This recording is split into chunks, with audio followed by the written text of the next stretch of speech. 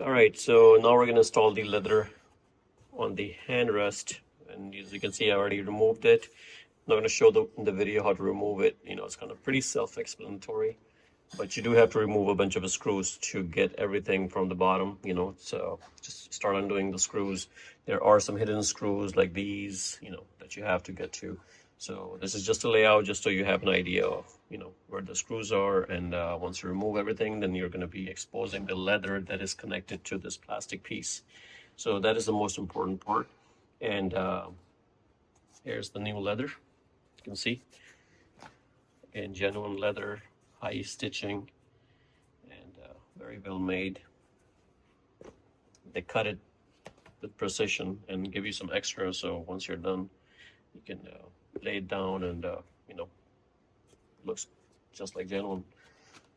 And you do have to make this cut, so that's a good thing that they don't make the cut, just in case, if you're off for some reason, you can always make that cut. So you're going to use this tool to remove all the staples. As you can see, I'm already starting to remove all the staples right from here, and I'm going to go ahead and remove all those. Okay, all the pins have been removed, so now it's just a matter of us removing the leather.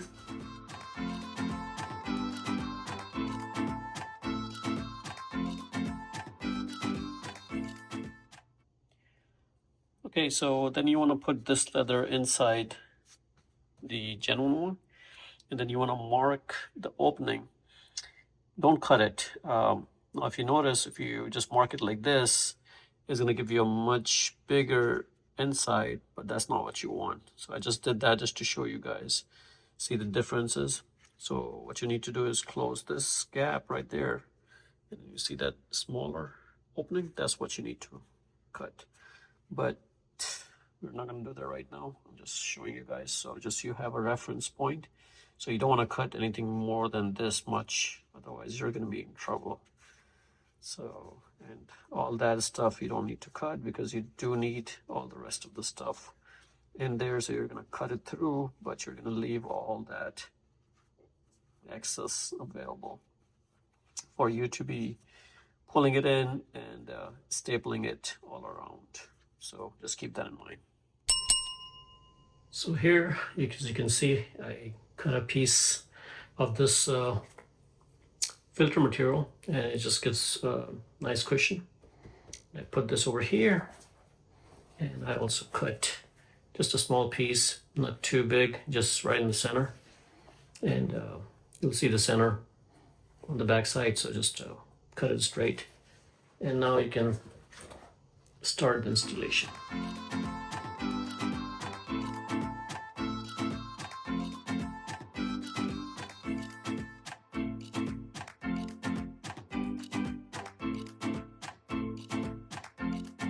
Next thing you want to do is you want to stretch the leather from the sides, and you want to staple the sides like this. Just make sure the line is going straight with the curve.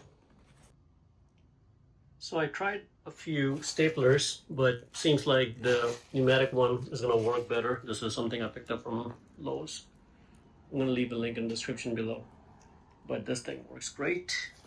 And as you can see, I tried different ones, but this one seems to fit in perfect, flat. So none of the other one worked, so I'm gonna use this one to staple all around, and I'm gonna take out the old ones once I'm done stapling.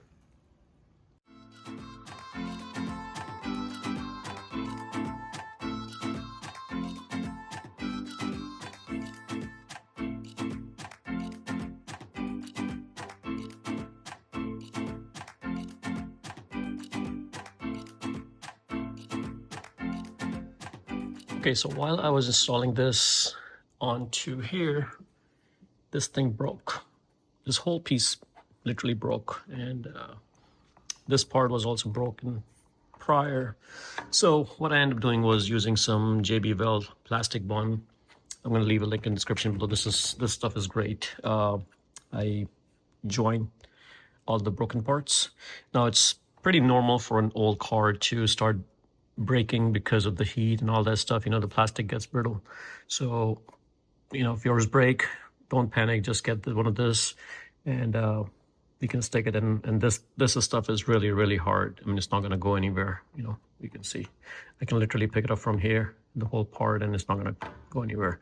So, and it does take about 12 to 24 hours to fully cure if you're using this stuff. So anyways, I joined all these parts, as you can see, and now we're going to go ahead and install it on here, and then we should be done. Now we're going to start the assembly process. So over here you can see I cut the leather, and just kind of, you know, just leave those 2 spaces open, because this is where we're going to screw this part. There are 2 screws right there, and those are the small ones.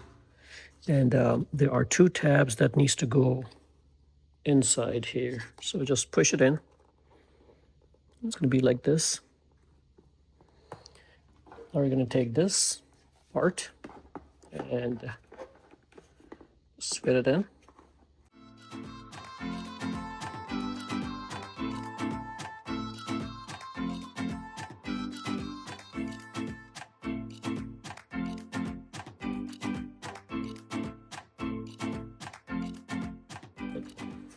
This is it.